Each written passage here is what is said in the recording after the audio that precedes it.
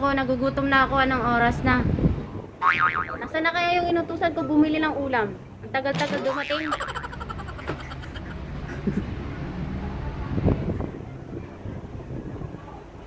Papagalitan ko yung boss namin, bumili ng ulam. Ang tagal-tagal dumating. Wala pa, anong oras na naghihintay yung mga tauhan niya dito, nagugutom. Ayan oh. Oh. Inutusan ko ng ulam, ang tagal dumating. Ano kaya yung bibili niya? Baka lechon. Teka. I shall return, guys. A few moments later. Ulam, nasaan na? Boss, ano po?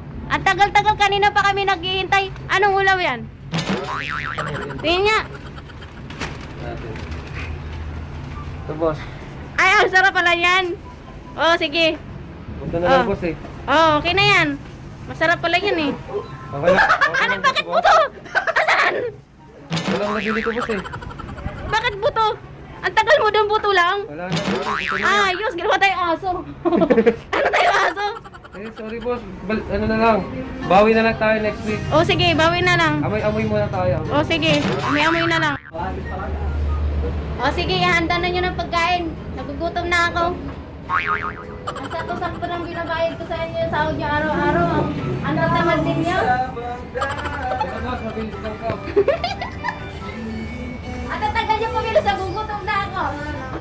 Minsan na nga lang ako dumalaw dito, ginugutom nyo pa ako. Lapit na, boss. Ah, sige. Mamaya maglilinis tayo ha. Ayusin natin yung mga cabinet pagtapos natin kumain. Re-rearrange natin yung mga gamit para hindi masikip yung bahay natin. Yun.